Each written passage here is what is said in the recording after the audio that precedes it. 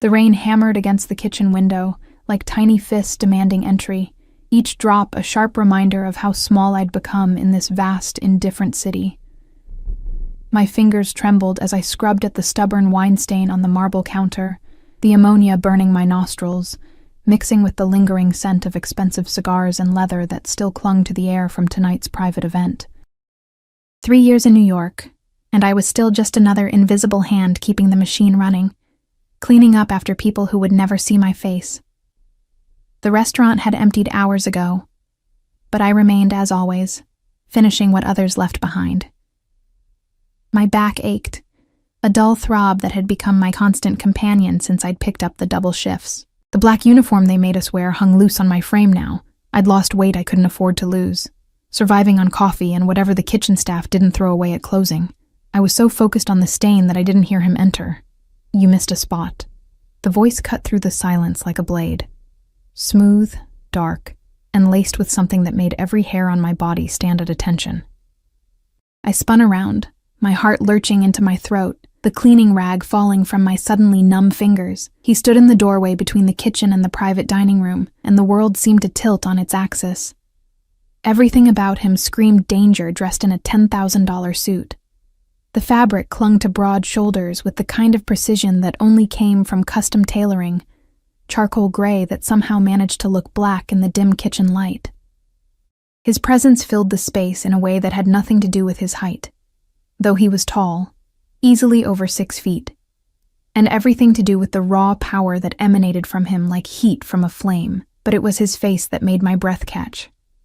Young, maybe early 30s, with sharp aristocratic features that belonged on a Renaissance sculpture. Dark hair swept back from a face too beautiful to be real, except for the eyes. God, those eyes. They were the color of whiskey held up to firelight, amber and gold and absolutely merciless as they fixed on me with an intensity that made me want to run and stay perfectly still at the same time. I'm sorry, sir. The restaurant is closed. My voice came out smaller than I intended, swallowed by the vast space between us. He didn't move, but somehow the air grew thicker. Behind him, I caught movement, a shadow that resolved into a man built like a concrete wall, dressed in black, his hand resting casually near his jacket, in a way that made my stomach clench. Security, the kind that didn't ask questions before acting. "I'm aware." He took a step forward, and I instinctively backed against the counter, my hip hitting the edge hard enough to bruise. "I own the building." Of course he did. Men like him owned everything. The scent of him reached me then, expensive cologne, something with notes of cedar and smoke, underlaid with something darker, more primal. It wrapped around my senses like silk, foreign and intoxicating in a way that terrified me. I'd spent my entire life around people who smelled like sweat and desperation. This was different. This was the scent of power, of money, of a world I could never touch. "I was just finishing up," I managed, my fingers gripping the counter behind me for support. "I'll be out of your way in... What's your name?" The question stopped me cold. Men like him didn't ask for names. We were faces that blurred together, interchangeable parts in their perfect machines. "Sophia," I whispered, and hated how small it sounded in the cavernous kitchen. He tilted his head slightly, studying me with those predatory eyes, and I felt stripped bare under his gaze. My cheap shoes with the worn soles, the uniform that had seen better days, the exhaustion I couldn't hide no matter how much concealer I used, he saw all of it. And instead of the dismissal I expected, something flickered in those amber depths. Interest. Attention. The kind that made prey freeze in the headlights. "Sophia." He repeated my name like he was tasting it, rolling it around in his mouth to test its flavor. "Do you know who I am?" I shook my head, not trusting my voice. But that was a lie, wasn't it? Because even as I stood there, trapped between him and the cold marble at my back, pieces were clicking together, the private dining room that had been closed all night. The men in suits who'd arrived in black cars with windows too dark to see through. The kitchen staff who'd gone pale and silent when they served the meal, moving with a fear I'd attributed to the importance of the guests. The way everyone had vanished the moment the party ended, leaving only me, stupid, oblivious me, to clean up alone. My name is Dante Moretti. He took another step closer, and the space between us evaporated into nothing. I could see the shadow of stubble along his jaw, the way his tie sat perfectly against his throat, the gleam of a watch that probably cost more than I'd make in 5 years. And you're going to remember it. It wasn't a prediction. It was a promise. Every instinct I had screamed at me to run, to apologize, to make myself even smaller than I already was. But my body had betrayed me, frozen in place, caught between terror and something else, something that made my pulse race for reasons that had nothing to do with fear. I should go. The words tumbled out desperately. I'm sorry for disturbing. You didn't disturb anything. His voice dropped lower, intimate in a way that made heat crawl up my spine despite the ice in my veins. In fact, I've been watching you all evening. The confession should have terrified me. It did terrify me, but it also sent a jolt of something electric through my body, settling low in my stomach like liquid fire. Watching me? I echoed stupidly. Through the kitchen door. He gestured slightly toward the small window in the door that separated the dining room from the kitchen. You move like you're trying to disappear. Like if you're quiet enough, small enough, the world will forget you're there. His observation cut too close to the bone, exposing truths I'd never spoken aloud. I was trying to disappear. Every day, every shift, every moment I spent scrubbing floors and washing dishes. I was trying to make myself invisible enough that life would stop hurting so much. I don't... My protest died as he moved closer still. Close enough that I could feel the heat radiating from his body, close enough that the expensive cologne became a drug in my lungs. You do. His hand came up and I flinched. I couldn't help it. But he didn't strike. Instead, his fingers caught a strand of hair that had escaped my messy bun, tucking it behind my ear with a gentleness that seemed impossible from a man who radiated violence like others radiated warmth. The question is why? What are you running from, Sophia? Nothing. I'm not. The lie tasted bitter on my tongue. Everyone's running from something. His thumb brushed against my cheekbone, and I gasped at the contact, my skin burning where he touched. The smart ones just run faster. I should have pulled away, should have ducked under his arm and bolted for the door, but I was paralyzed, caught in the gravity of him, drowning in those amber eyes that saw too much, understood too much. I need to finish cleaning, I whispered, the last desperate attempt to break whatever spell he was weaving around us. No. The word was soft but absolute. You need to come upstairs with me. The world stopped. My heart stopped. Everything stopped. What? The question came out as barely more than a breath. I have a proposition for you. He stepped back slightly, giving me space that somehow felt like abandonment. Come upstairs to my office. Have a drink. Hear what I have to say. I can't. My mind scrambled for excuses, for reasons, for anything that would let me escape this moment. I have to get home. Where's home? The question was casual, but his eyes were anything but. That studio apartment in Queens? The one with the broken heater and the landlord who hasn't fixed the leak in 3 months? Ice flooded my veins. How do you? I make it my business to know things. He said it like it was the most natural thing in the world, like invading my privacy was just another Tuesday evening. I also know you're 2 months behind on rent, that you're working 3 jobs just to keep that shithole, that you send money back to your mother in Pennsylvania every month even though you can barely feed yourself. Each word was a hammer blow, shattering the illusion of anonymity I'd wrapped around myself like armor. He'd peeled away my layers, exposing the raw desperation underneath, and I had no defense against it. Why? The question came out broken, barely held together. Why would you know any of that? Because I wanted to. His smile was dangerous, beautiful in the way a predator was beautiful. And I always get what I want, Sophia. Always. The certainty in his voice should have repulsed me. Instead, it ignited something treacherous in my chest. A spark of want, of need, of the dangerous fantasy that someone like him could want someone like me. I'm nobody, I said, trying to make him understand. You're someone who caught my attention. He held out his hand, palm up, an invitation and a command all at once, and that's the most dangerous thing you could be. I stared at his hand, Strong fingers, immaculate nails, a signet ring on his pinky that probably had more history than I had future.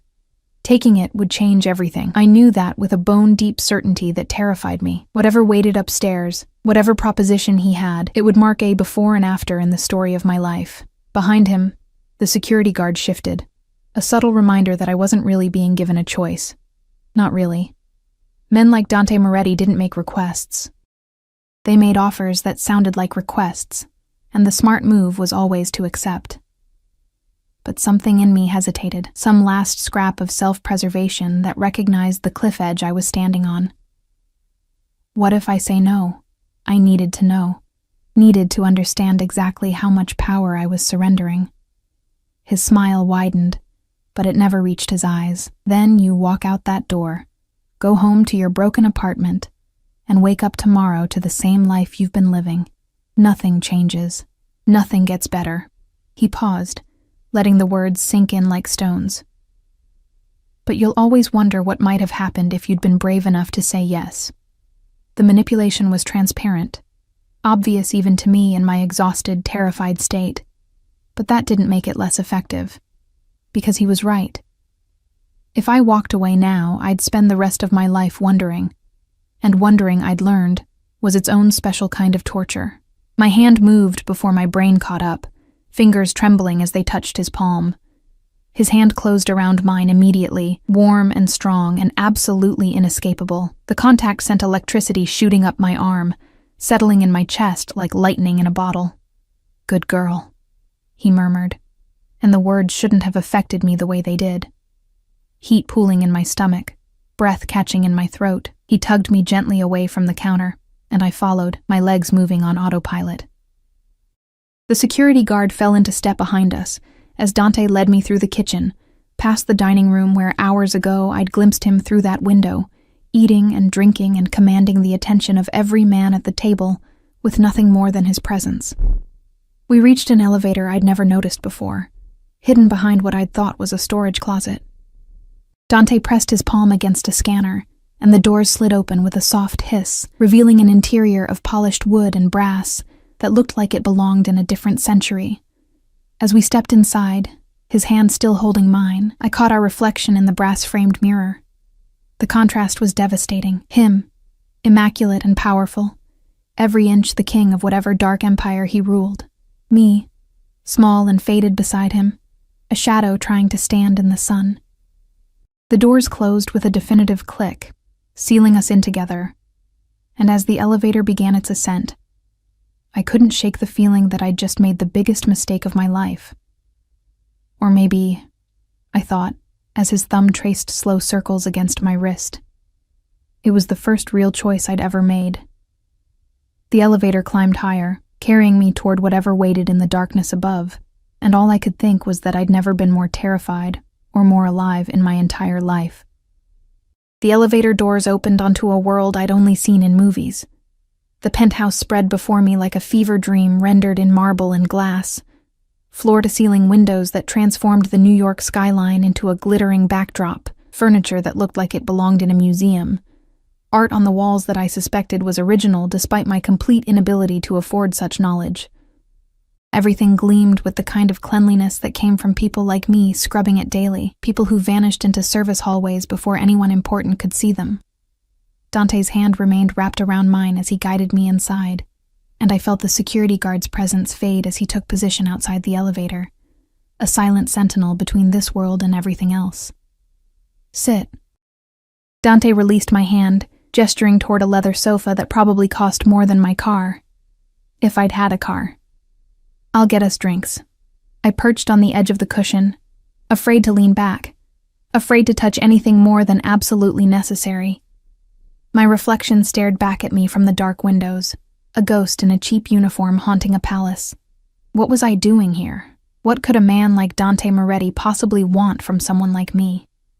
He moved to a bar cart near the windows, his movements fluid and controlled, each gesture economical. Even the way he poured whiskey into crystal glasses spoke of breeding, of a life where every action was deliberate, considered. He'd removed his suit jacket, and I could see the play of muscles beneath his white shirt. the holster strapped beneath his left arm, barely visible, but unmistakably there. The gun should have terrified me. Instead, it confirmed what I'd already known. Dante Moretti was dangerous in ways I couldn't begin to comprehend. "You're wondering why you're here," he returned with 2 glasses, pressing one into my hands before settling into the chair across from me. Not beside me. The distance felt intentional, like he was giving me space to breathe while still keeping me within reach. "Yes." My fingers wrapped around the glass, desperate for something to hold on to. "Drink first." His eyes tracked my movements as I raised the glass to my lips. "Then we'll talk." The whiskey burned, going down, harsh and smoky, and nothing like the cheap beer I occasionally allowed myself. It spread warmth through my chest, loosening the knot of tension that had taken up permanent residence between my shoulder blades. "Better?" A hint of amusement colored his tone. "I don't understand what's happening," I admitted, setting the glass down on the coffee table before I could do something stupid like drain it in one gulp. "Why am I here? What do you want from me?" Dante studied me over the rim of his glass, those amber eyes dissecting me piece by piece. "Tell me, Sophia, what do you know about the Moretti family?" The name clicked into place with the force of a sledgehammer. Moretti. I'd heard it whispered in the restaurant, seen it in newspapers I couldn't afford to buy but caught glimpses of in subway stations. The Moretti family wasn't just wealthy, they were infamous. Old money wrapped around older power, the kind that came from controlling things the government pretended didn't exist. "I know you're not people I should be around," I whispered, fear crystallizing in my stomach. "Smart." He leaned forward, resting his elbows on his knees, and suddenly the distance between us felt like nothing at all. "But you're here anyway. That makes you either very brave or very stupid." "I think we both know which one," I said, surprising myself with the bitter honesty. His laugh was low and genuine, transforming his face from beautiful to devastating. "I think you're braver than you realize. It takes courage to survive the way you have. 3 jobs, no family support except what you send away, barely keeping your head above water but refusing to drown." He paused, taking a slow sip. "I admire that. Admiration doesn't explain why I'm in your penthouse at midnight," I countered, finding some hidden reserve of spine I didn't know I possessed. Maybe it was the whiskey. Maybe it was exhaustion finally overriding self-preservation. "No, it doesn't." He set down his glass with careful precision. "You're here because I have a problem, Sophia. And I think you might be the solution." My heart hammered against my ribs. "What kind of problem?" "The kind that requires trust."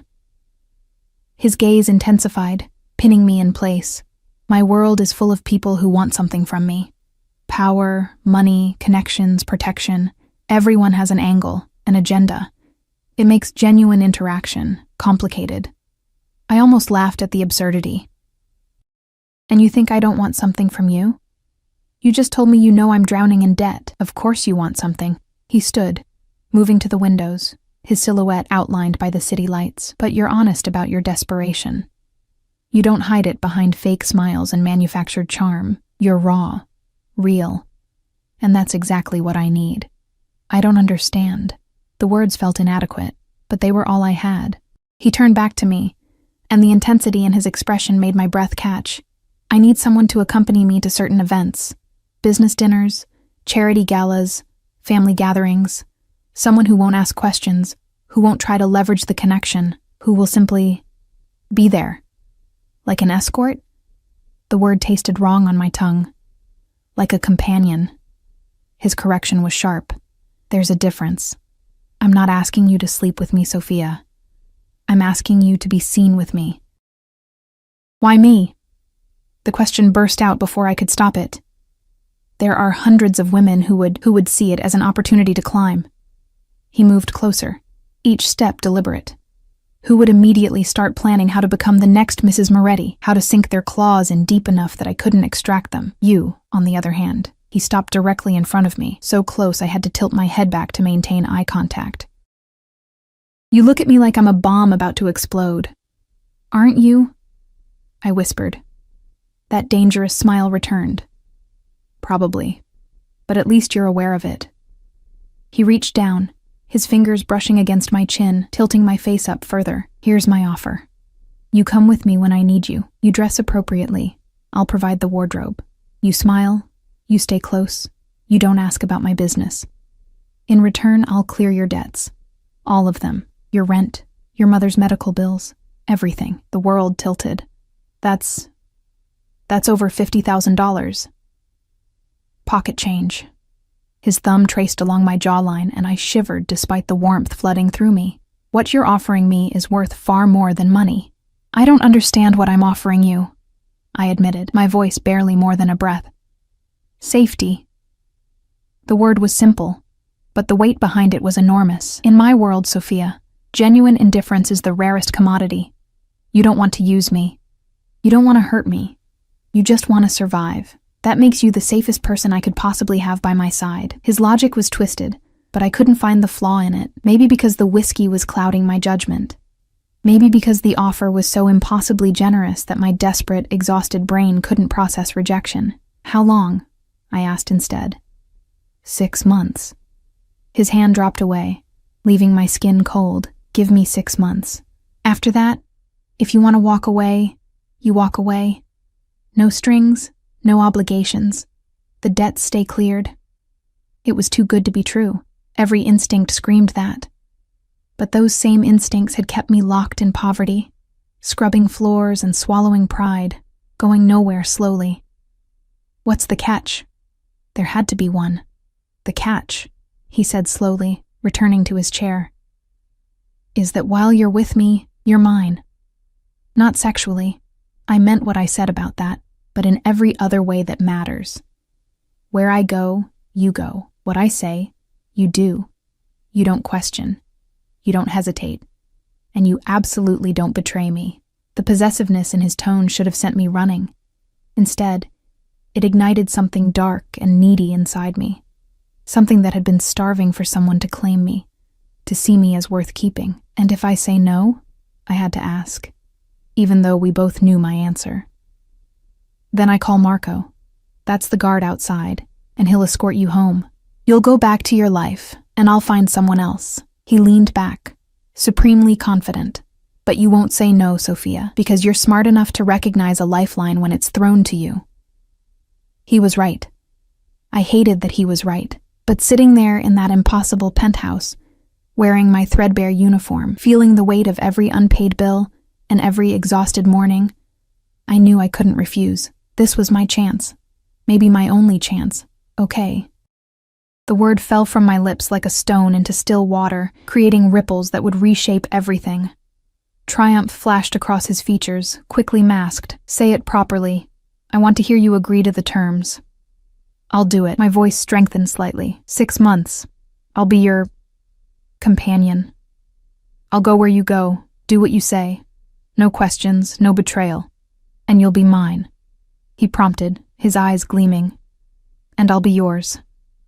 The words sent a thrill of fear and something else through me. He stood, moving to a desk near the windows, returning with a thick envelope. First month's payment. Consider it a signing bonus. Tomorrow someone will come to your apartment to take your measurements. By tomorrow night, you'll have a new wardrobe.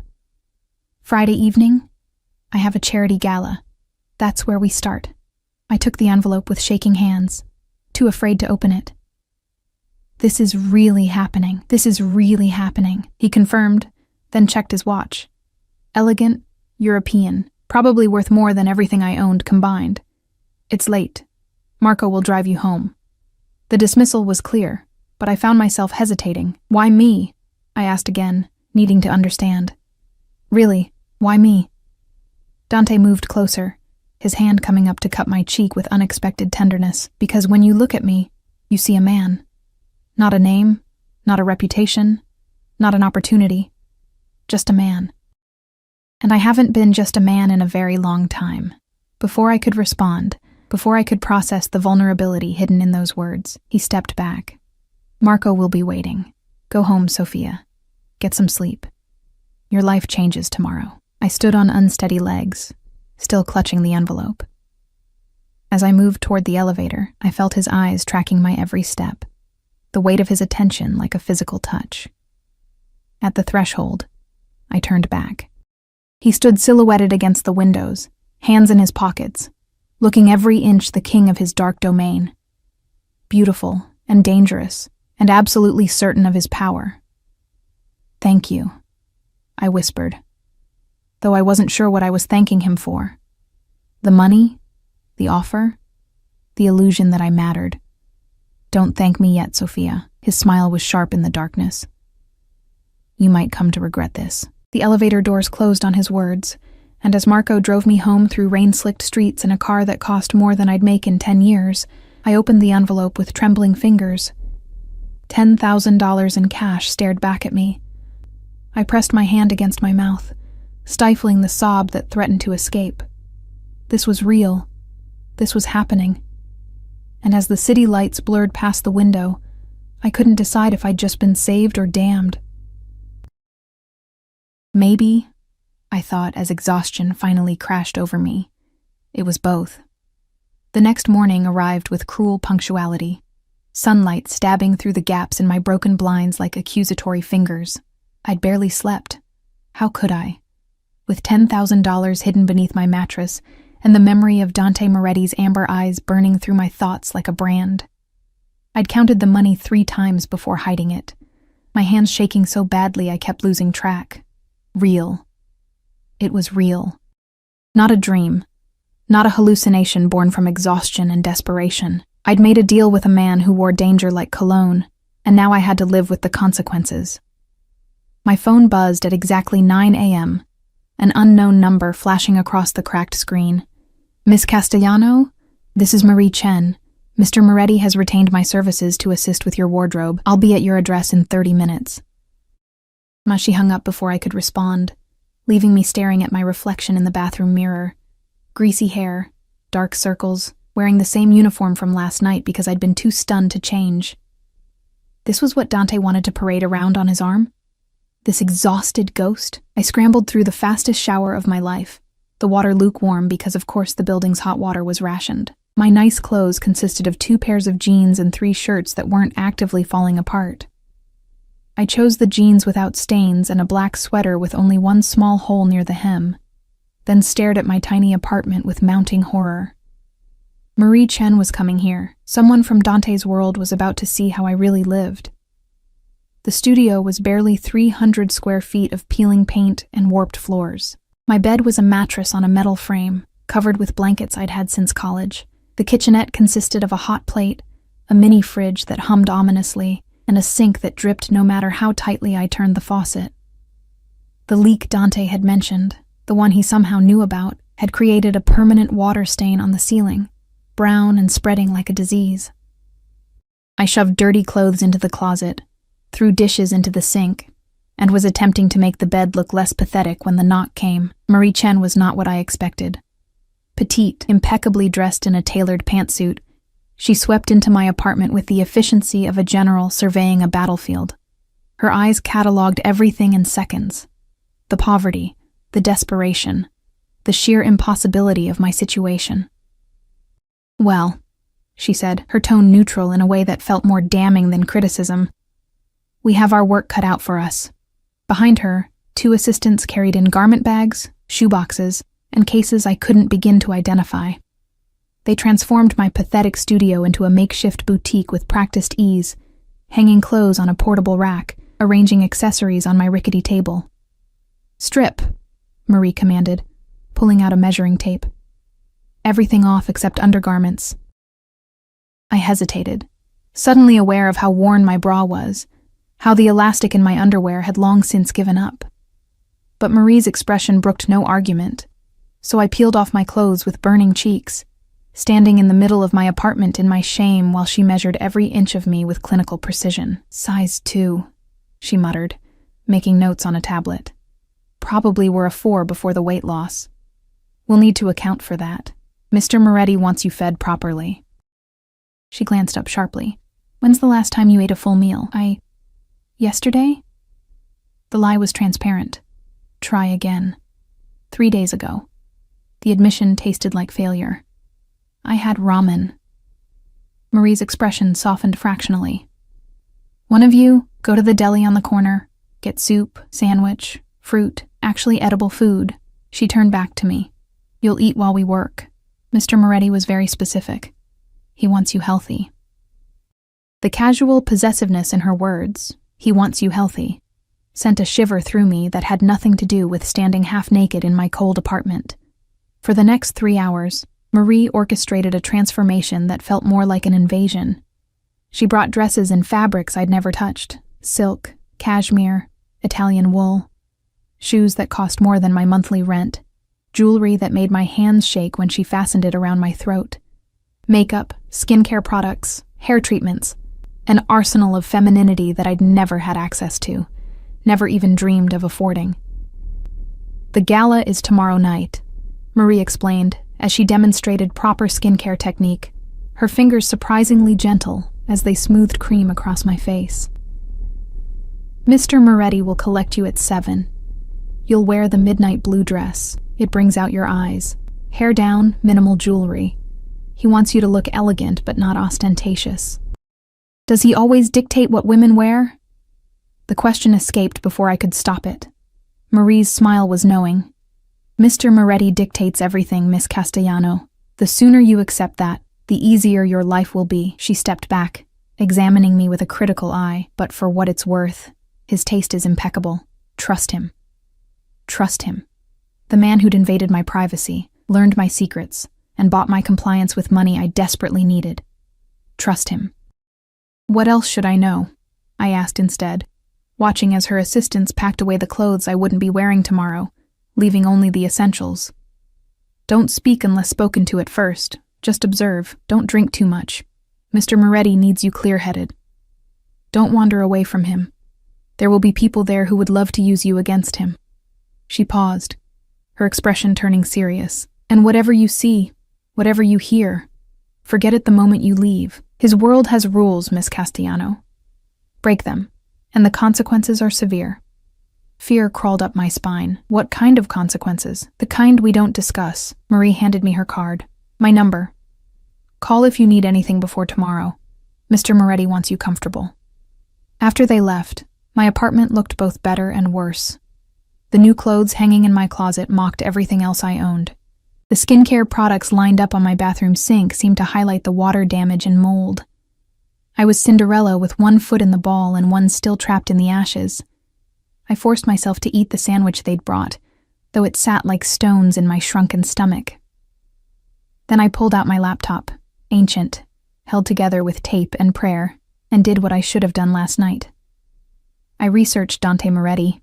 The results made my blood run cold. Articles about the Moretti family's alleged connections to organized crime, photographs of Dante at exclusive events, always surrounded by men who looked like they killed people for a living, a Wikipedia page that listed his business ventures, nightclubs, restaurants, real estate, but everyone knew those were fronts. The comments sections whispered about protection rackets, money laundering, worse things that people were too afraid to name, and the women. God, the women. Photographs of Dante with a rotating cast of beautiful, polished women on his arm, models, actresses, socialites, none lasting more than a few months before disappearing from his side. What happened to them? Where did they go? The internet offered no answers, just speculation and rumor. One article from 6 months ago caught my attention. Moretti Empire in turmoil after betrayal. The details were vague, protected by legal threats, but it mentioned a trusted associate who'd stolen from the family. The associate had vanished shortly after the article published. No body found. No arrests made. Just gone. I slammed the laptop shut, my heart racing. What had I agreed to? What had I walked into? My phone buzzed again. Another unknown number. Sophia. Dante's voice poured through the speaker like dark honey, and despite everything I'd just read, my body responded. Pulse quickening, breath catching. Marie tells me the fitting went well. She's very thorough, I managed, hating how breathless I sounded. She's the best. A pause. How are you feeling about tomorrow? Terrified. Excited. Completely out of my depth. Fine. His low chuckle suggested he knew I was lying. You researched me. It wasn't a question. My blood froze. How did you... I know everything you do, Sophia. I told you that. No anger in his tone, just certainty. What did you find? Enough to know I should be afraid of you. Honesty seemed safer than lies. Good. The word wrapped around me like chains. Fear will keep you careful. Careful will keep you safe. And I need you safe, Piccola. Do you understand? The Italian endearment, little one, shouldn't have affected me, but it did. Why do you need me safe? Because you're mine now. Absolute, simple, terrifying. What's mine, I protect. What threatens what's mine, I destroy. Those are the rules. I should have argued, should have pushed back against the possessiveness that dripped from every word. But sitting in my pathetic apartment, surrounded by evidence of his wealth and power, I felt the truth settle into my bones. I wasn't a companion. I was a possession. And Dante Moretti protected his possessions with the same ruthlessness he used to eliminate his enemies. I'll be ready tomorrow, I whispered, because what else could I say? 7 o'clock. Wear what Marie selected. And Sophia? His voice dropped lower, intimate. Sleep well tonight. Tomorrow, you enter my world. There's no going back after that. He hung up before I could respond, leaving me clutching the phone like a lifeline in shark-infested waters. That night, I dreamed of amber eyes and silk ties, of hands that could caress or kill with equal ease. I dreamed of drowning in luxury while chains made of gold wrapped around my wrists, and when I woke, gasping, in the cold darkness of my apartment, I couldn't tell if the dreams were warnings or promises. Friday evening arrived too quickly and not quickly enough. I spent the day in a haze of anxiety, calling in sick to my shifts. The first time I'd ever done that. The money hidden under my mattress whispered that I could afford it now. But guilt gnawed at me anyway. My co-workers depended on me. My boss would be furious, but Dante had made it clear. When he called, I answered.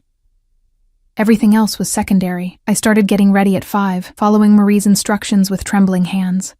The shower, the lotions, the careful application of makeup that made me look like a stranger. Polished, elegant, almost beautiful. The midnight blue dress slid over my skin like water, hugging curves I'd forgotten I had. The neckline dipping low enough to be sophisticated without being indecent. The heels added 3 inches to my height, but felt like stilts. I practiced walking in my tiny apartment, wobbling like a newborn deer, until I could manage a few steps without breaking my ankle. By 6:45, I was ready. By 6:55, I was pacing. By 7 exactly, the knock came. But it wasn't Dante at my door, it was Marco, the security guard from the elevator, his expression neutral as he took in my transformation. Mr. Moretti is waiting downstairs, Miss Castellano. Of course he was. Men like Dante didn't climb stairs to collect their possessions. They waited, and the world came to them. Marco escorted me down the narrow stairwell, no elevator in my building, and out onto the street where a black car idled at the curb. Not just any car, a Bentley, sleek and dangerous. Windows tinted so dark I couldn't see inside. Marco opened the back door, and suddenly I was face to face with Dante Moretti. If he'd been devastating in a suit before, he was absolutely lethal in a tuxedo. Black on black, tailored to perfection, a bow tie that somehow made him look both civilized and savage. His hair was swept back, revealing the sharp planes of his face, and those amber eyes tracked every inch of me with an intensity that made my skin burn. Bellissima, he murmured, the Italian rolling off his tongue like a caress. Get in, Sophia. It's time. I slid into the car beside him, hyper-aware of every point where our bodies almost touched, and as Marco closed the door, sealing us in leather-scented luxury, I felt the last threads of my old life fall away. Dante's hand found mine in the darkness, his fingers threading through mine with possessive certainty. Ready? He asked, though we both knew it didn't matter if I was or not. The car pulled away from the curb, carrying me toward a world of glittering danger, and all I could do was hold on to Dante's hand and pray I'd survive what came next. The gala was held at the Metropolitan Museum of Art, because of course it was. Dante's world didn't do things halfway. If there was going to be a party, it would be in a temple to beauty and wealth, surrounded by art worth more than small countries. The car glided to a stop at the base of the museum's iconic steps, where a red carpet stretched upward like a river of blood. Cameras flashed in the darkness, photographers jostling for position behind velvet ropes, their lenses hungry for the next shot, the next scandal. the next story to sell. My hand tightened involuntarily around Dante's, panic clawing at my throat. "Breathe, Piccola." His voice was low, meant only for me. "Stay close to me. Smile if you want, but you don't have to. Just don't look afraid." "I am afraid," I whispered. "I know." His thumb traced circles against my palm, a gesture that should have been comforting, but felt more like a claim being staked. "But they don't need to know that." Marco opened the door, and suddenly the muffled chaos outside became a roar. Dante stepped out first, his movements fluid and controlled, every inch the predator in his natural habitat. Then he turned, extending his hand to me, and I had no choice but to take it. The moment my heels touched the red carpet, the cameras exploded. Flashes turned the night into a strobe light, blinding and disorienting, and I stumbled slightly. Dante's arm wrapped around my waist immediately, pulling me against his side with a possessiveness that probably looked romantic to the photographers, but felt like iron bands to me. "Who's your date, Mr. Moretti?" someone shouted from behind the ropes. "Is this official?" another voice called out. "Miss, what's your name?" Dante ignored them all, guiding me up the steps with the confidence of a man who owned every space he entered. His hand on my waist burned through the thin fabric of my dress, and I was acutely aware of how perfectly I fit against his side, how his body shielded me from the worst of the attention. Inside, the museum had been transformed into something out of a fairy tale or a nightmare, depending on your perspective. Crystal chandeliers cast golden light across marble floors. Wait staff in crisp white uniforms circulated with champagne and hors d'oeuvres that probably cost more than my weekly grocery budget. And the people, God, the people. Diamonds dripped from throats and wrists. Designer gowns swept across the floor. These were the kind of people who appeared in Forbes and Vogue, who summered in the Hamptons and wintered in Aspen. And I was supposed to pretend I belonged here. Dante. A silver-haired man in an immaculate tuxedo approached, his smile wide but his eyes calculating. "I didn't know you were bringing a guest." "Last-minute decision, Senator." Dante's hand moved from my waist to the small of my back, a subtle but unmistakable claim. "Sophia, this is Senator Blackwell." "Senator, Sophia Castellano." The senator's eyes raked over me, assessing, categorizing. I saw the moment he dismissed me as irrelevant. Just another pretty face on Dante's arm, here today and gone tomorrow. "Charming," he said, already turning his attention back to Dante. "We should talk about that development project in Brooklyn. I have some concerns about the zoning. Not tonight." Dante's voice carried an edge that made the senator's smile falter. "Tonight is for charity, remember?" It was a dismissal wrapped in civility, but the senator recognized it for what it was. He backed away with a tight nod, and I felt Dante's hand press more firmly against my back. "That's how you handle them," he murmured against my ear, his breath warm against my skin. "Polite but firm. Never give them more than they deserve." "I didn't say anything," I pointed out, hyper-aware of his proximity, the way his cologne wrapped around me like smoke. "Exactly." His lips curved into a smile that didn't reach his eyes. "You're learning already." The evening became a blur of faces and names I'd never remember. Dante guided me through the crowd with expert precision, his hand never leaving my body. Sometimes at my waist, sometimes on my back, occasionally sliding down to my hip in a gesture that made my breath catch and my skin flush. He introduced me to businessmen and socialites, politicians and celebrities, each interaction carefully orchestrated, and I began to understand what he'd meant about needing someone who wouldn't use him. These people circled like sharks, each one looking for an opening, an angle, a way to leverage proximity to Dante Moretti into something valuable. They smiled with their mouths, but calculated with their eyes, and the few women who approached us looked at me with a mixture of envy and contempt. "You're doing well," Dante said during a rare moment of privacy, tucking me into an alcove away from the main crowd. He handed me a glass of champagne, my second of the evening, because he'd been monitoring my intake like a hawk. "Better than I expected." "I'm not doing anything," I said honestly. "I'm just standing here trying not to fall in these heels." His laugh was genuine, transforming his face into something almost human. "You're giving me exactly what I need." a moment of peace in a room full of vultures. His hand came up to cup my cheek, the gesture tender in a way that confused me. "Thank you." Before I could respond, a woman's voice cut through the moment like a knife. Well, Dante Moretti with another stray. How predictable. I turned to find a woman who looked like she'd stepped off a runway, tall, blonde, devastatingly beautiful, in a red dress that probably cost more than my yearly rent, but it was her eyes that caught me, cold and sharp as broken glass. Fixed on me with undisguised hatred, Dante's entire demeanor changed. The warmth vanished, replaced by something arctic and dangerous. His hand dropped from my face but immediately found my waist, pulling me against him with bruising force. "Vanessa." His voice could have frozen fire. "I didn't realize you'd be here," Father insisted. She moved closer, her gaze never leaving me. "He said you were bringing someone new. I had to see for myself." She looked me up and down slowly, deliberately. "She's not your usual type. Too plain." The insult landed like a slap, and I felt heat flood my cheeks. Because she was right. I was plain compared to her, compared to all the women I'd seen in those photographs online. What was I doing here? "Careful, Vanessa."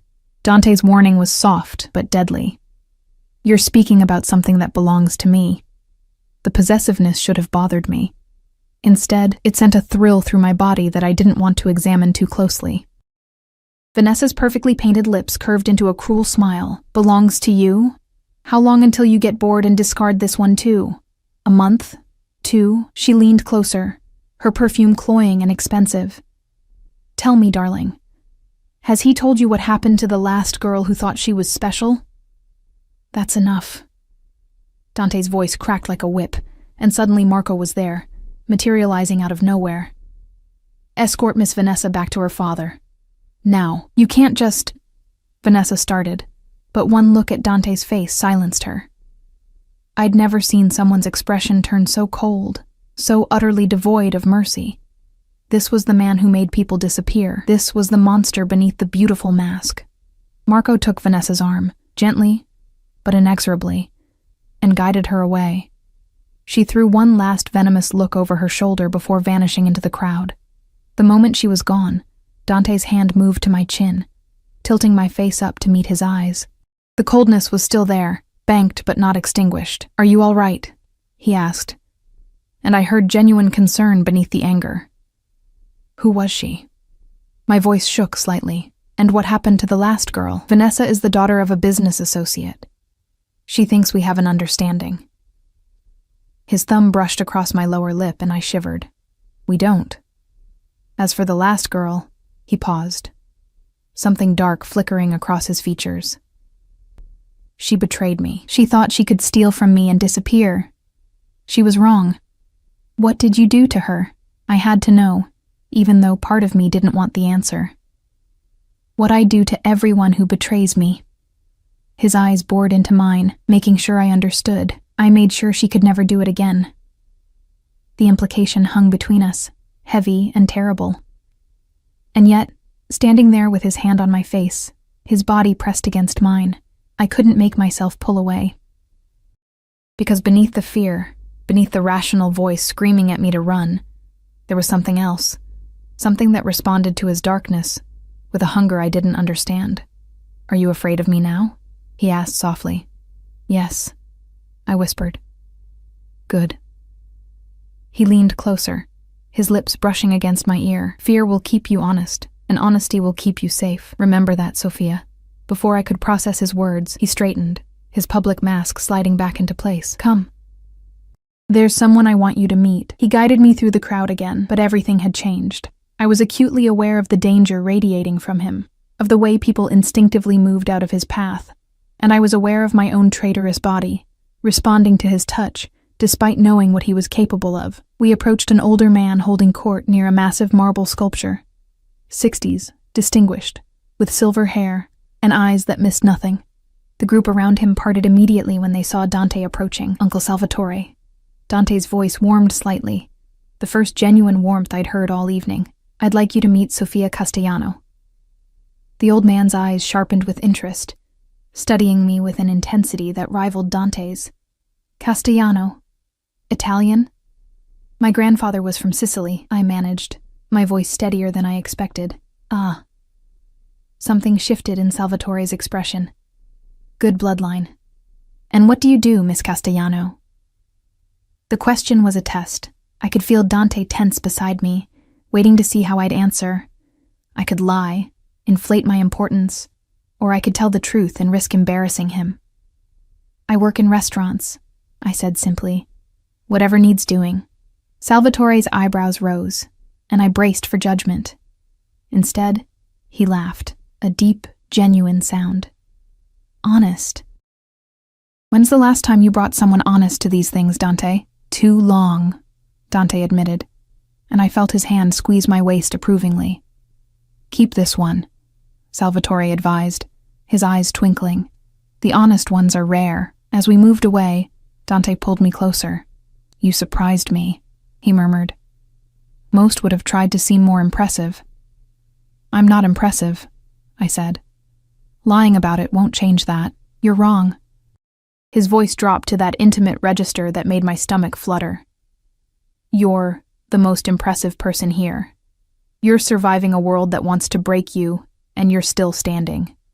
That's worth more than all their money and connections combined. His words shouldn't have affected me so deeply, but they burrowed into my chest and took root.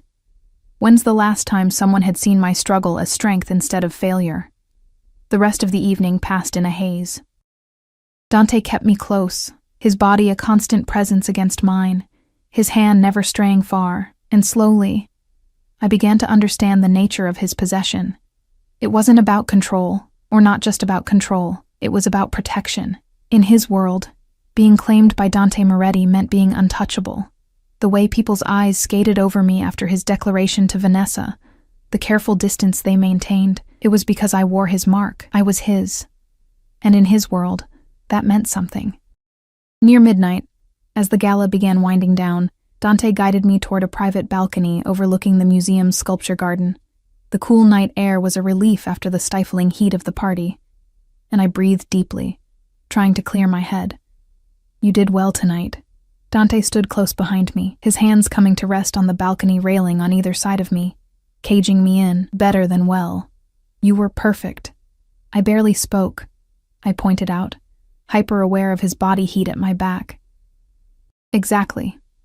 His breath stirred my hair. You didn't try to perform or impress. You just existed beside me. Do you know how rare that is? I shook my head, not trusting my voice. In my world, everyone's an actor. Everyone's playing a role, angling for advantage. But you... His hands moved to my hips, and I gasped as he pulled me back against him. You're real. Raw. Mine. Dante... His name came out breathless. Say it again. A command, not a request. Dante, softer this time. His hands tightened on my hips. You feel this between us, don't you? This pull. I wanted to deny it. Wanted to maintain some shred of dignity, of self-preservation. But his body was pressed against mine, his scent surrounding me, and I couldn't lie. Not about this. Yes. The admission cost me, but it was the truth. Good. One hand left my hip, sliding up my side, across my ribs, stopping just below my breast, because I'm going to keep you, Sophia. Not for 6 months. Not for any defined period. I'm going to keep you until I decide I'm done. And that might be never. Terror and desire warred within me. That wasn't our agreement. Agreements change. His lips brushed against my neck and I shuddered. I changed my mind the moment I saw you in that kitchen, scrubbing counters like your life depended on it. You were so determined, so focused, completely unaware that I was watching, and I knew. You were going to be mine. You can't just decide that, I protested weakly. I just did. He turned me in his arms, and suddenly we were face to face, his eyes burning into mine. Tell me you don't want this. Look me in the eye and tell me you don't feel it too. Tell me, and I'll let you walk away right now. I opened my mouth to do exactly that, to save myself from whatever dark road he was leading me down, but the words wouldn't come, because he was right. I did feel it. This impossible, terrifying pull toward a man who was dangerous in every way that mattered. My silence was answer enough. That's what I thought. His hand cupped my face with devastating gentleness, "You're mine now, Sophia, and I protect what's mine." Then he kissed me. The kiss shattered every defense I'd carefully constructed, every rational argument about why this was wrong, dangerous, impossible. His lips moved against mine with a certainty that suggested he'd been thinking about this moment as obsessively as I had, and when his tongue swept into my mouth, I made a sound that was half surrender, half plea. His hand tangled in my hair, angling my head to deepen the kiss, while his other arm banded around my waist, pulling me flush against him. I could feel every hard plane of his body, the controlled strength in his arms, the racing of his heart that matched my own. He kissed me like he was claiming territory, marking me in ways that had nothing to do with words and everything to do with possession. When he finally pulled back, we were both breathing hard, my lips swollen, and his eyes blazing with hunger barely restrained. "We need to leave," he said roughly. "Now, before I do something extremely inappropriate on this balcony." He didn't wait for my response, just took my hand and pulled me back through the gala. We moved quickly past the remaining guests, past the cameras at the entrance, down to where Marco waited with the car. The moment the door closed behind us, sealing us in leather and darkness, Dante pulled me onto his lap. 6 weeks, he muttered against my mouth between kisses that left me gasping.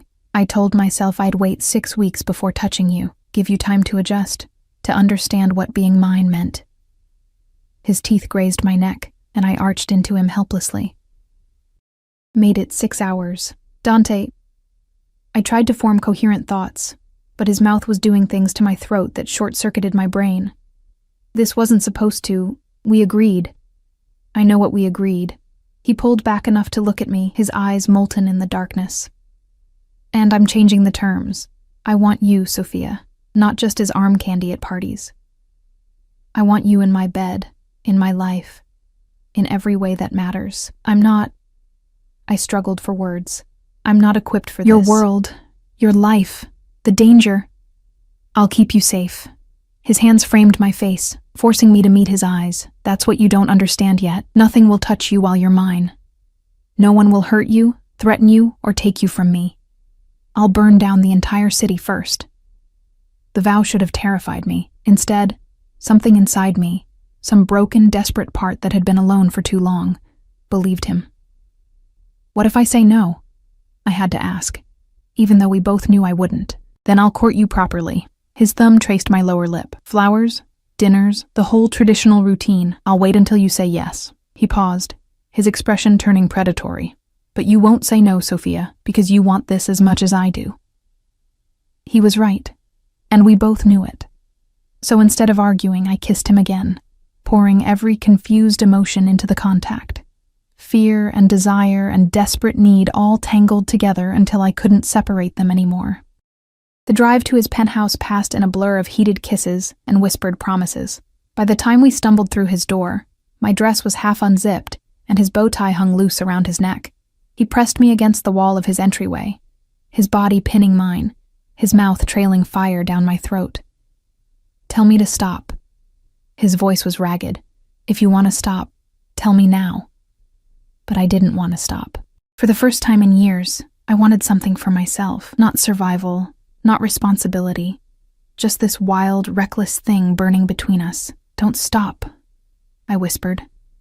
That night, Dante Moretti claimed me in every way possible. He was gentle when I needed gentleness, fierce when I needed strength, and utterly consuming in a way that left no room for doubt about who I belonged to now. And when I finally fell asleep in his arms, his body wrapped around mine like a shield, I felt safer than I had in years.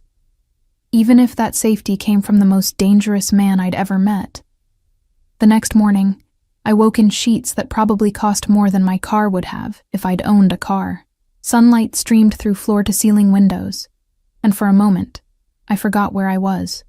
Then memory crashed back, the gala, the kiss, everything that followed, and I sat up abruptly, looking for Dante. He stood by the windows, already dressed in tailored slacks and a crisp white shirt, phone pressed to his ear.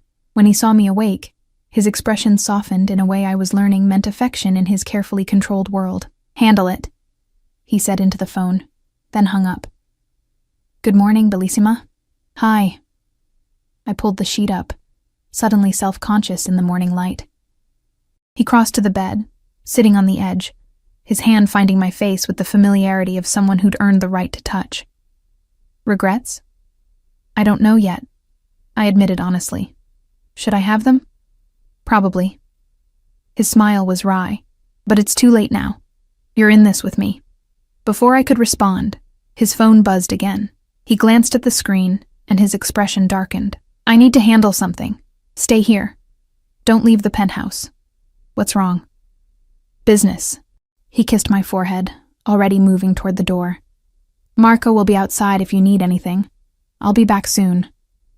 He left before I could ask more questions, and I was alone in his enormous penthouse, wearing nothing but expensive sheets and poor life choices. I spent the morning exploring carefully, afraid to touch anything that looked too expensive. The place was immaculate, professionally cleaned, obviously, with none of the comfortable clutter that made a space feel lived in. This wasn't a home. It was a fortress disguised as luxury.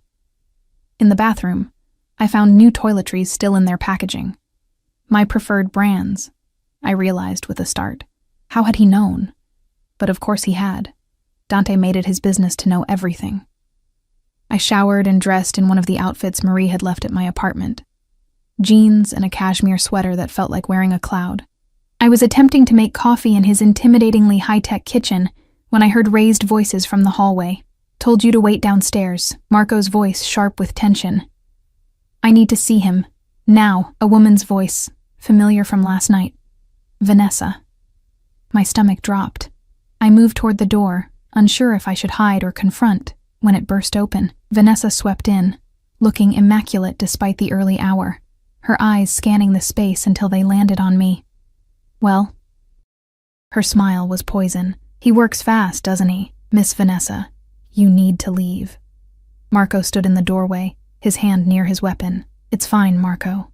I found my voice, channeling the dignity Dante had seen in me even when I couldn't see it myself. What do you want, Vanessa? She moved closer, her heels clicking against the marble floor. To warn you, that's all. Woman to woman. Warn me about what? About what happens to girls like you in Dante's world. She circled me slowly, predatory. You think you're special. You think he actually cares about you? You're a novelty, sweetheart. A project. He gets bored with projects. And you're bitter because you wanted to be one. I shot back, surprising myself with the venom. Her eyes flashed. I'm trying to save you. The last girl who got too close, who thought she meant something. She's gone now. Vanished. And before her, there was another. They all think they're different. They all think they can change him. She leaned in close. They're all wrong. Get out. Dante's voice cut through the tension like a blade. He stood in the doorway, and the fury radiating from him made the air feel electric. Now! Vanessa paled but held her ground. I don't care. He moved into the room with lethal grace, positioning himself between us. You came into my home uninvited. You threatened what's mine. Leave now, or I'll have Marco remove you less gently. Your father will hear about this, Vanessa hissed. Tell him. Dante's smile was terrifying. Tell him I've found someone worth protecting. See if he cares. Vanessa's composure cracked. With a final venomous look at me, she swept out, Marco following to ensure she actually left. The moment the door closed, Dante turned to me. Are you all right? Did she hurt you? No, just words. I wrapped my arms around myself. Is it true? About the other girls? His jaw tightened. There have been women before you. None of them lasted because none of them were real. They wanted the money, the power, the status. When they tried to leverage it, when they betrayed me. He moved closer. I dealt with them accordingly. What does that mean? I needed to hear him say it. It means I made sure they couldn't hurt me or my family again. I didn't kill them, if that's what you're asking. But I made sure they understood the consequences of crossing me. And what makes you think I won't betray you? The question hung between us. Because you're terrified of me, but you're still here. He cupped my face gently. Because you could have run 12 times and you didn't.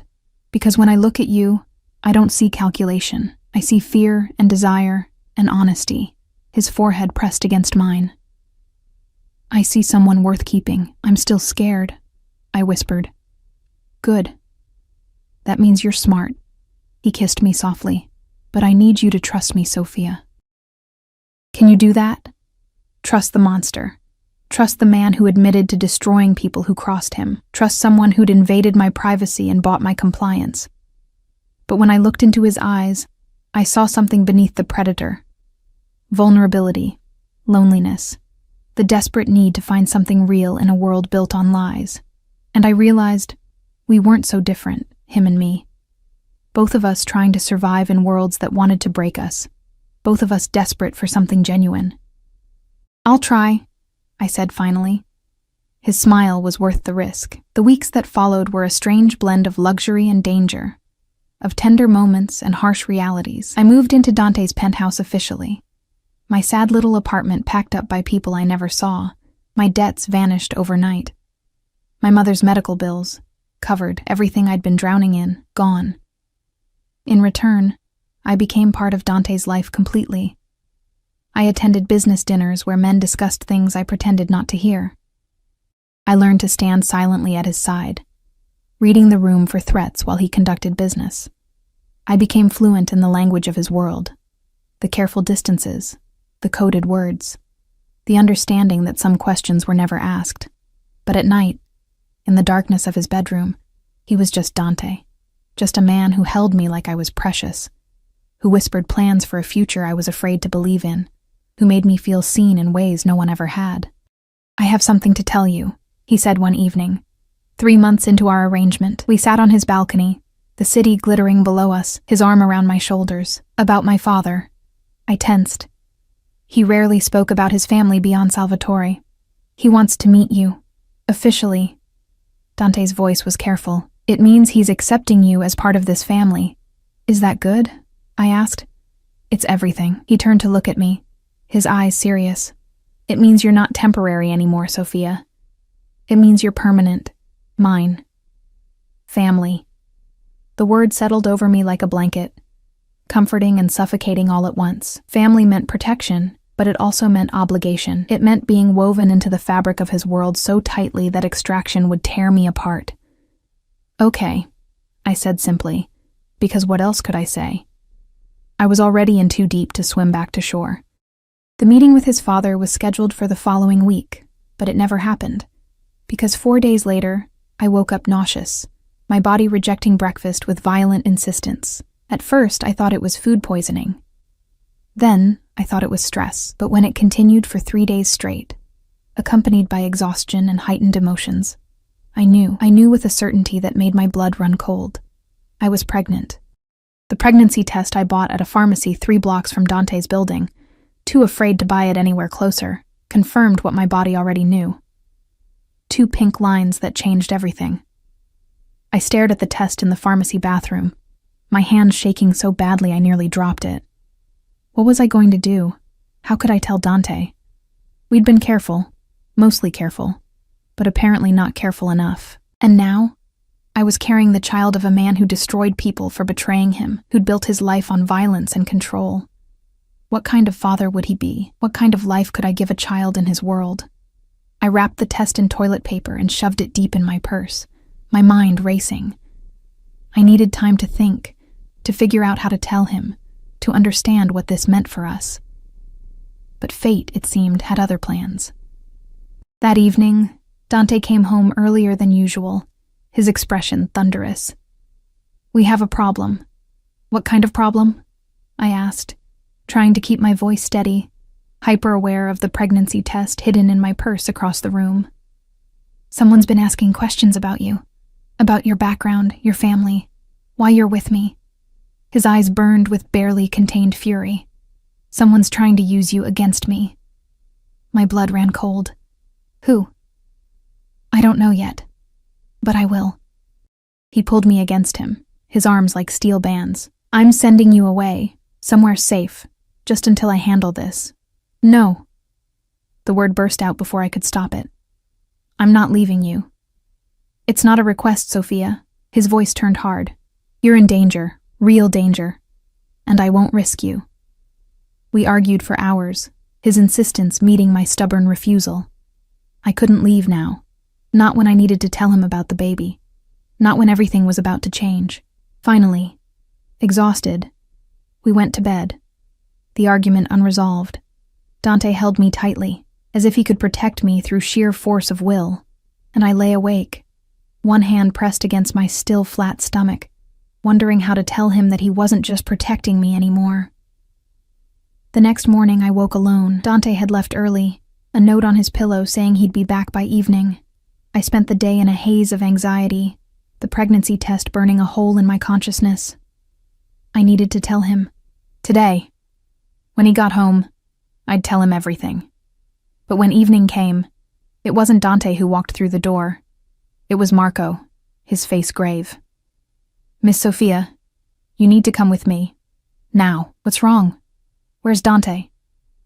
"There's been an incident. He's fine," Marco added quickly, seeing my panic. "But he needs you somewhere secure. Please. We need to go." I grabbed my purse, the purse with the test still hidden inside, and followed Marco to the car. We drove through the city in tense silence, taking turns I didn't recognize, heading toward a part of town I'd never been. "Where are we going?" I finally asked. "Safe house." Mr. Moretti's orders. Marco's eyes never stopped scanning the streets. "Someone made a move tonight. He wants you protected until it's handled." The safe house turned out to be a nondescript building in Queens, the kind of place no one would look twice at. Marco escorted me to a third-floor apartment, sparsely furnished but clean, with bars on the windows and multiple locks on the door. "Stay here. Don't leave for any reason. Don't answer the door unless you hear the code word." He handed me a phone, a burner, by the looks of it. "Mr. Moretti will call when it's safe." "Marco. He'll explain everything." Marco's expression softened slightly. "He's trying to protect you, Miss Sophia.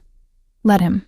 Then he was gone, and I was alone in a strange apartment, pregnant with the child of a Mafia boss who'd just sent me into hiding. I spent that night clutching the burner phone, jumping at every sound, but the call never came. Hours stretched into dawn, and still nothing.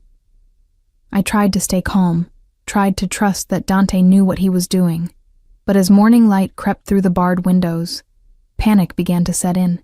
Where was he? What had happened? Was he safe? The phone finally rang at noon, and I nearly dropped it in my haste to answer. "Dante? Sophia." His voice was rough, exhausted. "Are you all right?" "I'm fine." "What happened? Where are you?" "I can't explain now, but it's handled. I'm coming to get you." He paused. "I'm sorry you had to spend the night there. I wanted you close, but it wasn't safe." "I don't care about that." Relief flooded through me. "I just need you here. 2 hours. I promise." His voice softened. "I love you, Sophia. I should have said it before, but I'm saying it now. I love you." The words hit me like a physical blow. "Dante. 2 hours," he repeated. Then the line went dead. I sat in stunned silence, his confession echoing in my ears. He loved me. This dangerous, beautiful, terrifying man loved me, and I was carrying his child. I pulled the pregnancy test from my purse, staring at those 2 pink lines. In 2 hours, I'd tell him. In 2 hours, everything would change again. But first, I needed to use the bathroom. The nausea was back with a vengeance. I'd just flushed, was washing my hands, when I heard it. The sound of the locks clicking open, too early. Dante had said 2 hours, and it had only been 10 minutes. "Marco?" I called out, drying my hands, my heart beginning to race. "Is that you?" No response. Just footsteps, heavy and deliberate, moving through the apartment. Fear froze me in place. I looked around the bathroom frantically, searching for a weapon, for an escape, but there was nothing. Just a window too small to climb through and a door that opened into danger. The footsteps stopped outside the bathroom. Then a voice, low and unfamiliar. "We know you're in there, Miss Castellano. Come out. We just want to talk." Every instinct screamed at me to stay hidden, to wait for Dante. But the test was still on the bathroom counter, visible evidence of my secret. I couldn't let them find it, couldn't let them have that weapon to use against Dante. I grabbed the test, shoving it in my pocket, and opened the door. 3 men stood in the apartment, all armed, all watching me with predatory interest. The leader smiled, and it was the cruelest expression I'd ever seen. "There you are, Mr. Moretti's little pet," he gestured to the others. "Bring her. The boss wants to meet the girl who made Dante Moretti go soft." I tried to run, tried to fight, but it was useless. They grabbed me easily, zip-tying my wrists, and I realized with dawning horror that they'd been waiting for Dante to leave me alone. This wasn't random. This was planned. As they dragged me toward the door, all I could think was, I never told him. I never told him about the baby. And now, I might never get the chance.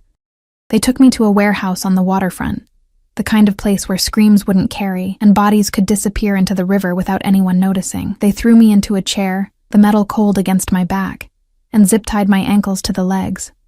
The leader, tall, scarred, with eyes like a dead fish, circled me slowly. "Do you know why you're here, Miss Castellano?" "No." My voice shook, but I forced myself to meet his gaze. "Because Dante Moretti took something from us. So we're taking something from him." He crouched in front of me, his smile widening. "You." Terror clawed at my throat, but beneath it something else stirred. Rage. These men thought I was just a possession to be traded, a weakness to exploit. They had no idea what Dante would do to them for this. "He'll kill you," I said flatly. "All of you. When he finds out, we'll already be gone. And you..." He reached out, his finger trailing down my cheek in a mockery of Dante's tenderness. "You'll be our message, our proof that the mighty Moretti isn't untouchable." The door burst open with explosive force, and Dante strode in like an avenging angel dressed in a blood-spattered suit. Behind him, Marco and half a dozen armed men fanned out, weapons drawn. The transformation in Dante was terrifying. This wasn't the man who held me gently at night, or whispered sweet words against my skin. This was the monster, unleashed and hunting. Sophia. My name was a command, his eyes finding me immediately, cataloging every injury, every terror. Then his gaze shifted to the leader, and his expression turned arctic. "You touched what's mine. Moretti?" The leader tried for bravado, but I heard the fear underneath. "This doesn't have to..." "You put your hands on her." Dante moved forward with lethal grace. "You zip-tied her wrists. You dragged her from a safe house I personally secured." Each word was punctuated by another step. "You made her afraid. It was just business." Dante's gun came up, the movement so fast I almost missed it. The shot echoed through the warehouse, and the leader crumpled, screaming, his kneecap shattered. "That was for touching her." Dante's voice was conversational, terrifying in its calm. "Marco, get Sophia out of here." "No." I surprised myself with the force of the word. "Not yet." Dante's eyes snapped to mine, something dangerous and possessive flaring in their depths. "Sophia, I need to tell you something first." My voice steadied as I held his gaze. "Before anything else happens, I need you to know." Understanding flickered across his face. He holstered his weapon and crossed to me in 3 strides, cutting the zip ties with a knife that appeared from nowhere. His hands were gentle as he helped me stand, checking me over for injuries. "Tell me," he commanded softly, his hands cupping my face. I reached into my pocket, pulling out the crumpled pregnancy test. "I'm pregnant." The world stopped. Everyone in the warehouse froze, but I only saw Dante. Saw the shock ripple across his features, followed by something that looked like wonder, fear, and fierce possession all at once. "You're..." He couldn't finish the sentence, his eyes dropping to my stomach. "About 6 weeks, I think. I just found out. I was going to tell you, but then..." Tears I'd been holding back finally spilled over. "I was so afraid I'd never get to tell you." His hands moved to my stomach, pressing gently against the flat plane, and something in his expression cracked open. "Mine," he breathed. "You're carrying my child." "Yes." The kiss he gave me then was desperate, claiming, a vow made without words. When he pulled back, his eyes were blazing. "Marco, take her to the car, now. And if anyone so much as breathes in her direction, shoot them." "Dante," I started. "I have to finish this, Piccola, but I swear to you, I'll be right behind you." He kissed me again, Softer this time. Go. Keep our baby safe. Marco escorted me out, and as the warehouse doors closed behind us, I heard screams start. I didn't look back. Some things I'd learned were better left unseen. An hour later, Dante returned to the penthouse, his hands washed clean, but his eyes still carrying the shadow of what he'd done. He found me on the couch, wrapped in a blanket, one hand pressed protectively against my stomach. He knelt before me, his head bowing to rest against my knees. I'm sorry. I'm so sorry you had to go through that. It wasn't your fault. My hands found his hair, threading through the dark strands. They made their choice. I destroyed them. His voice was matter of fact. Every single one. They'll never threaten you or our child again. Good. The words should have horrified me. Instead, it felt like justice. He looked up, his eyes searching mine. A baby. We're having a baby. Is this okay? I know we never discussed. Okay? He laughed, the sound raw and genuine. Sophia, you're giving me everything I never knew I wanted. A family. A real family. Not the one built on blood and obligation, but one built on vulnerability crossing his features. On love. You love me? I needed to hear it again.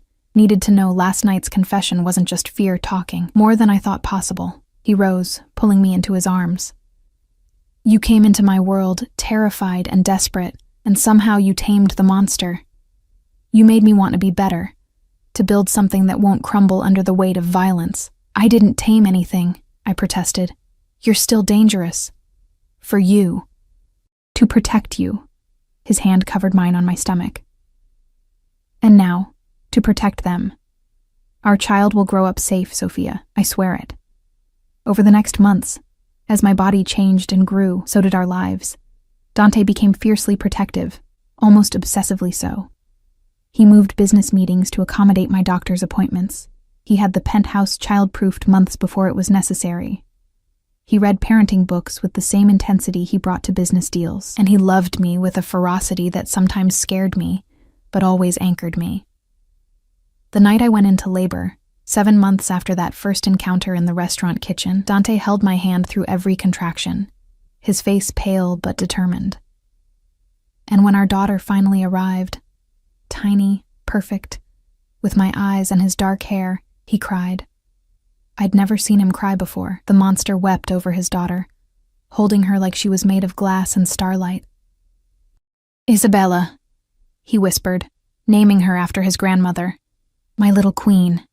As I lay in the hospital bed, exhausted and euphoric, watching Dante cradle our daughter with infinite tenderness, I thought about the journey that had brought us here. From that rain-soaked kitchen to this moment, from a desperate woman scrubbing counters to a mother building a family with the most dangerous man in the city, it shouldn't have worked. We shouldn't have worked. But somehow, against all logic and reason, we did. I love you, I told him, the words coming easily now. He looked up from our daughter, his eyes shining. I love you too. Both of you. My family. He leaned down, pressing a kiss to my forehead. Thank you for being brave enough to take my hand that night. Thank you for seeing me when I was invisible. I whispered back. Outside the hospital window, the city glittered in the darkness, full of danger and possibility. But inside this room, we were safe, protected by love, and a man who would burn the world to keep us whole. I'd made a deal with a monster and found my salvation. And as Dante began to sing softly to our daughter in Italian, his voice carrying lullabies his grandmother had sung to him, I knew I'd make the same choice again, every single time.